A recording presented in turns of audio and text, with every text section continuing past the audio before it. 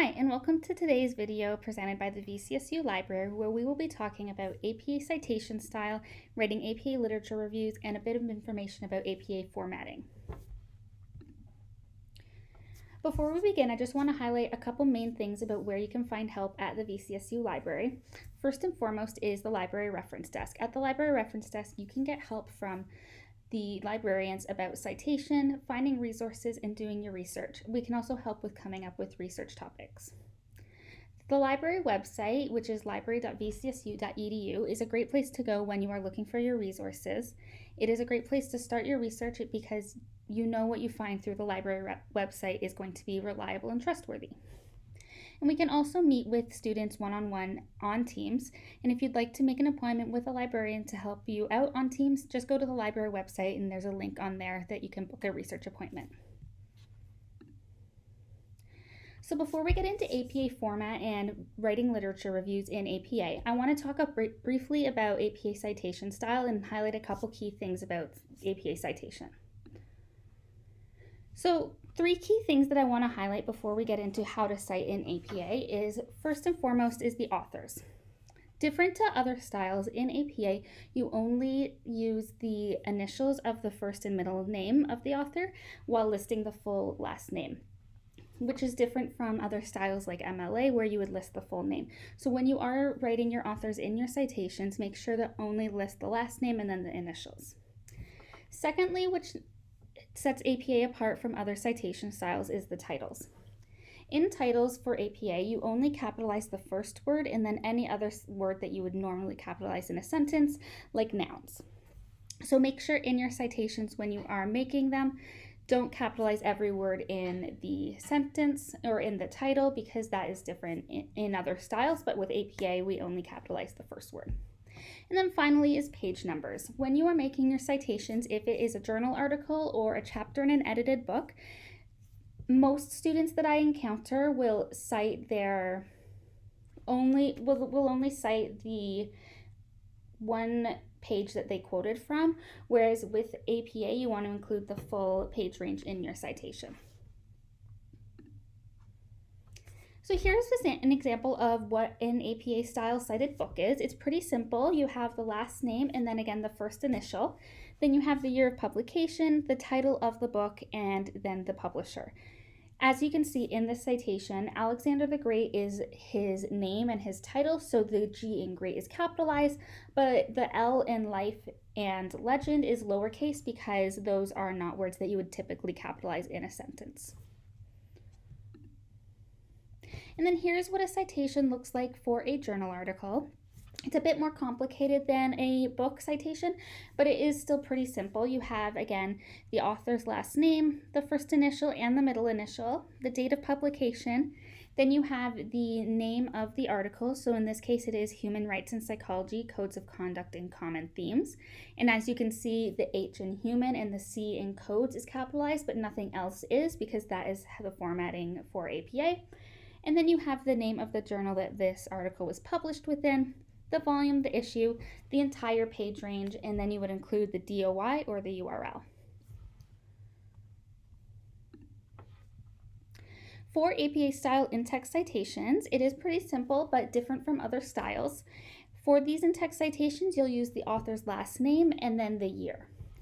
So here is what the in-text citations would look like for both of the last article and book that we just went through how to cite. Okay, so now that we've gone over a little bit about APA citation, I want to focus on APA formatting. And now this is how you actually want your paper to look. So the first thing that you want to focus on when figuring out what you want your paper to look like is the title page. So because this is a title page, we want the title to be front and center and the focus of this page. And as you can see here, this image was taken right out of the APA handbook. And this is what a student paper title page should look like. So we have the title, which is the first thing listed on the page. It is in title case, bolded, centered, and in the upper half of the page. So usually that is 3 to 4 lines down from the page. And we have the title bolded because we want that to stand out on our page. Following the name of the paper, we have the author, and so that is your name, the student's name, whoever's writing the paper. So you want your name to be first name, middle initials, and last name. So John W. Smith would be an example of that. And as you can see here, we have Oliver B. Lee. So the title page should be, there should be a space between the title and the author's name. So we have the title, one double spaced line in between, and then we have the author's name. So the author's name we want to be not bolded, centered, and one blank double spaced line in between the title and the author. And then following the author's name is the affiliation. If this is a student paper, which I'm guessing most people writing a paper at VCSU, it will be a student paper, you want to list who you're affiliated with. And in the case of a student paper, that's going to be the university you're studying at. So in the case of the sample paper, we have Department of Family and Community Health, University of Pennsylvania. But if you were at VCSU, it might say Department of Social Science, Valley City State University. So you want to include your department and your university that you're studying at. This will be just on the next line down following the author. And similar to the author, it will be not bolded, it'll be centered, and it'll just be one line down, no space in between, like how there's a space between the title of the paper and the author's name. Following the name of your affiliation or the name of your university and department, we want to list the course. And similar to everything else on this title page aside from the title, it's going to be not bolded, it's going to be centered, and it's going to be on the next line following affiliation. And this will be the name of the course and the course code if you have one. Following that will be the instructor. So this is your professor. Who are you writing this paper for? It will be not bolded, it will be centered, and it will be on the next line following course.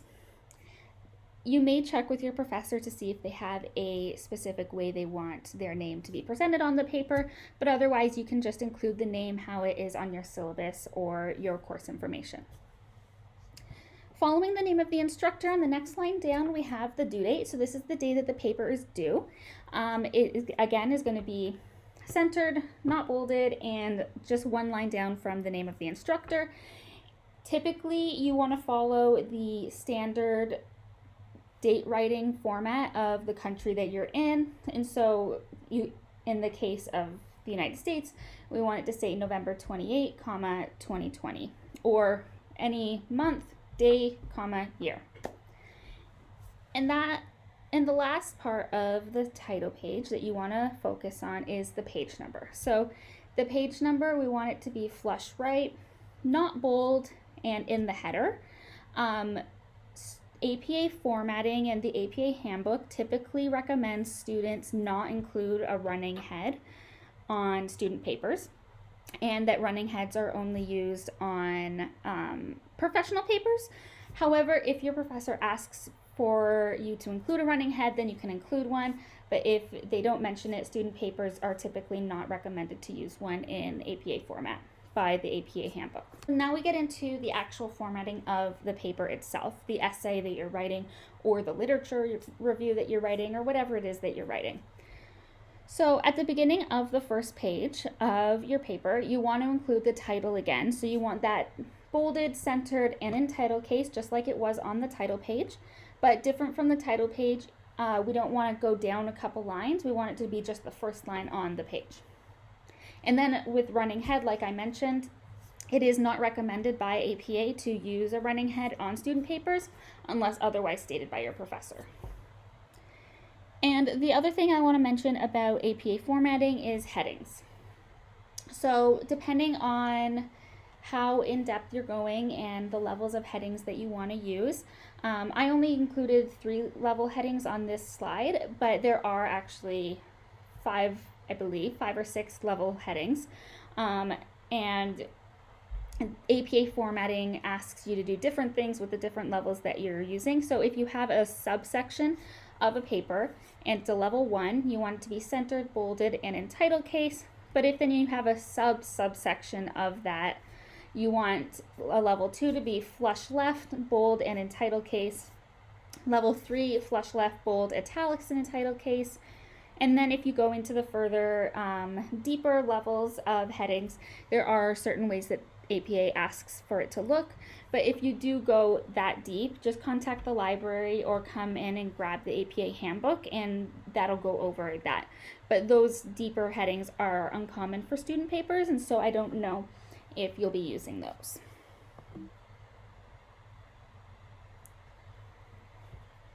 And now we have an APA reference page. So this is where your citations are going to go.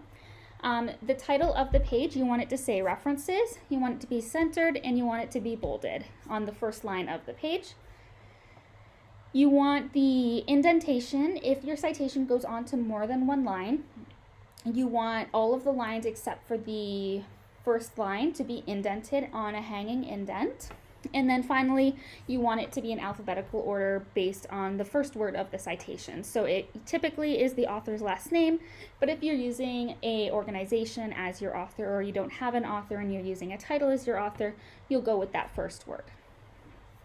But if you do have any questions about APA reference pages or even APA style and formatting in general, just come in and let us know at the library and we can walk you through it. We can show you what the APA book says about the question you have, and we can figure out the problem.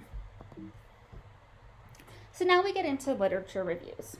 So literature reviews are a common type of resource that you may be asked to create in university. And so now I'm just going to be talking a little bit about what those are, how to make them, and what types of things should be included in a literature review. So what is a literature review? The first thing I want to mention is what it isn't. So a literature review is not an annotated bibliography. A lot of students hear literature review and think it is synonymous with annotated bibliography, which is another common type of resource that may be asked of you to create in university. The difference between a literature review and an annotated bibliography is, with an annotated bibliography, you are looking at the different sources and talking about them individually, whereas in a literature review, you're trying to draw connections between the different sources and talk about their connection and their relationship to one another. Literature reviews are narrative summaries, so these will provide your reader, your professor in most cases, with a summary of the research that has been done on your topic.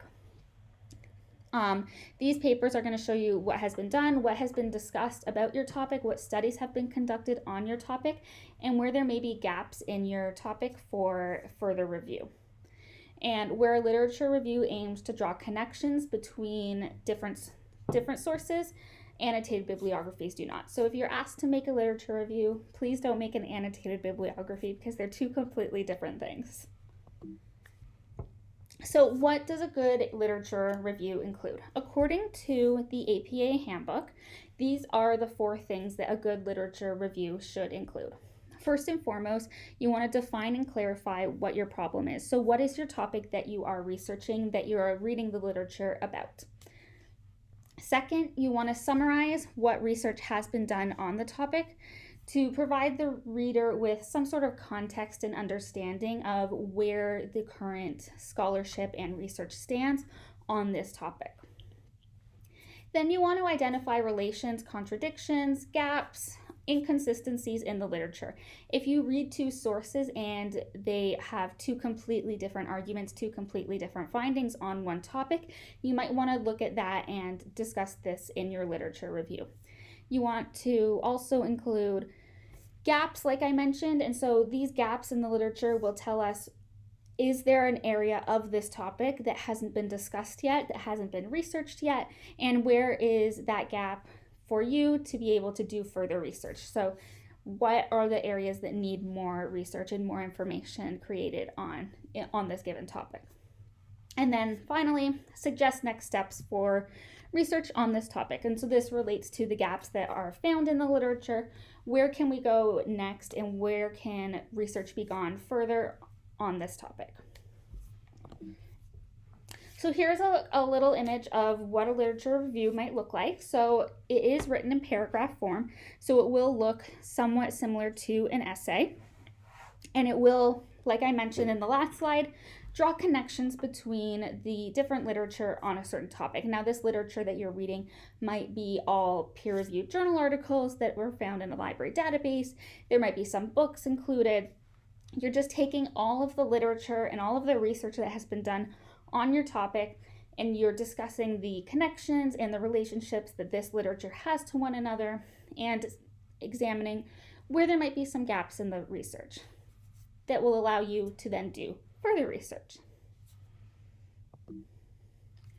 So that is the tutorial video on APA formatting and literature reviews, and a little bit about APA citation. The library is here to help, so if you do have any questions about anything mentioned in the library video today, you can contact us on our website. We have a phone number that you can call or text, and we can help answer any questions you have. And we can also meet with you on Teams or help you out through chat on the library website. So thank you for watching this video, and that is all.